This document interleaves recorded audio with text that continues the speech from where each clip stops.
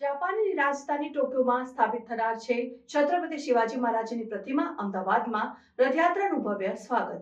ભારત માટે ગૌરવની ક્ષણ છે, કારણ કે છત્રપતિ શિવાજી મહારાજની પ્રતિમા ટોક્યો જાપાનમાં સ્થાપિત થવાની છે। આ મહત્વપૂર્ણ પગલું શિવાજી મહારાજની બહાદુરી, શાસન અને નેતૃત્વની વૈશ્વિક માન્યતાને ઉજાગર કરે છે। પ્રતિમાનું રથ ગુજરાતમાં પહોંચતા અમદાવાદમાં તેનું ભવ્ય સ્વાગત કરવામાં આવ્યું। છત્રપતિ શિવાજી મહારાજની પ્રતિમા લઈ જતો રથ અમદાવાદમાં પ્રવેશતા જ ઉત્સવમય વાતાવરણ સર્જાયું। હજારો લોકો શ્રદ્ધાંજલિ અર્પણ કરવા ઉમટ્યા, પુષ્પવૃષ્ટિ કરી અને શિવાજી મહારાજના જયઘોષ કર્યા। ઢોલ તાશાના ધમધમતા તાલ અને સાંસ્કૃતિક કાર્યક્રમો સાથે શહેરમાં ઉજવણી કરવામાં આવી।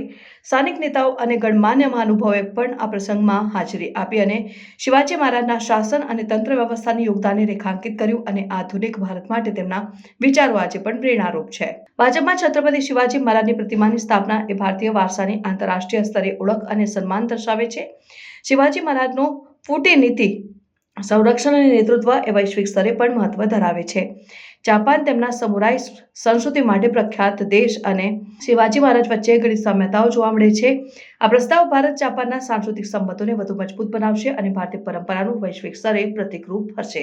અમદાવાદના નાગરિકોએ આ પ્રસંગે ગૌરવની લાગણી વ્યક્ત કરી। સોશિયલ મીડિયામાં લોકો આ ઇવેન્ટની તસવીરો અને વિડીયો શેર કરવા જોવા મળ્યા અને ખાસ કરીને યુવા પેઢી શિવાજી મહારાજના વારસાને ગહન રીતે જાણવા માટે ઉત્સુક દેખાય।